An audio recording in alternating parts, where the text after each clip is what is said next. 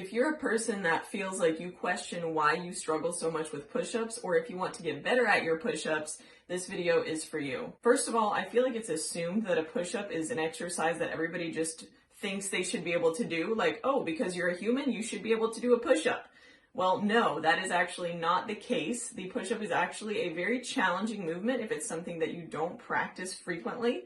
And if you think about it, it is actually a movement where you are pushing your entire body weight off the floor. First of all, expending energy just coming down to the floor, but then being able to push yourself off the floor while maintaining a tight, rigid body position, engaging your core, really engaging all the muscles of the frontal plane of the body. So it is not an easy movement, and if you can only do one push-up, or if you can't even do one push-up, do not think that you suck. You are actually normal, and this is one of these movements that I've seen so many people struggle with more than probably any other movement in general. But we've all got to start somewhere, so today I wanted to take you guys through some progressions for beginning to practice your push-ups and practice them effectively so that you're actually going to get better.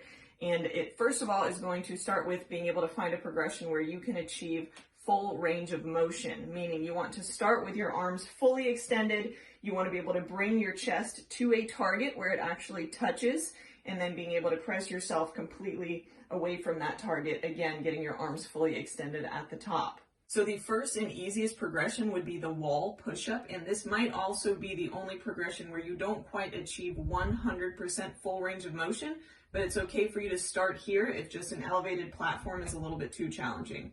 So this goes for any push-up. You want your hands about shoulder width apart, maybe slightly outside, but definitely not too wide. Fingertips are spread wide, so you get a nice wide base here.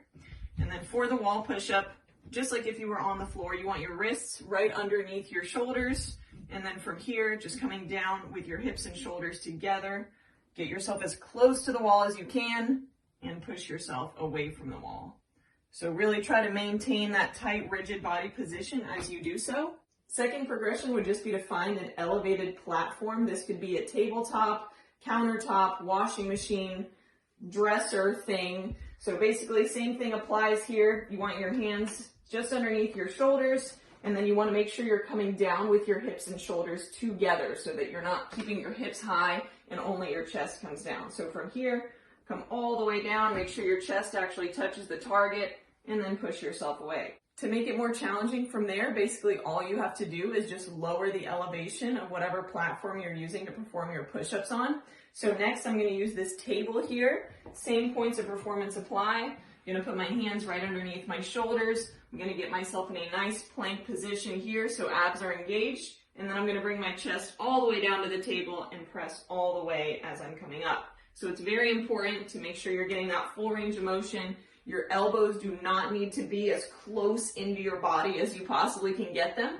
Just about 45 degrees out and relaxed is a good position to have them. One push-up progression that a lot of people use when they are practicing or scaling their push-ups is to go from the knees, which is an okay progression, again, if you can achieve that full range of motion.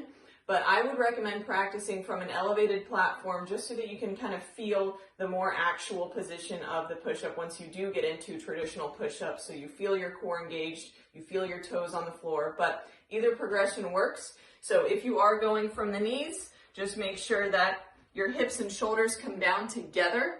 All right, so from here, hips and shoulders touch the floor simultaneously, press back up simultaneously. All right, so you're not kind of worming, doing this, or that you keep your hips high and just come down with your chest. I see this a lot, and that is incorrect. So just make sure your hips also come down to the floor. Now, if we are doing from the toes, traditional push-up, just make sure that your hips and shoulders, again, here, come down together, and that you're not coming down with one or the other. You're not piking your hips. You're not sagging your hips. All right, you're in a nice, tight, rigid body position. Chest comes all the way down. Elbows are out about 45 degrees. And then you're going to press into that full range of motion at the top. Okay, so just watch out so that you don't end up turning your push-ups into this. All right, that is a half push-up, and that's not going to get you better at your push-ups. So hope this video helped you guys out. Good luck with your push-up challenges during these quarantine times, and I will see you guys soon. Have a great day. Peace.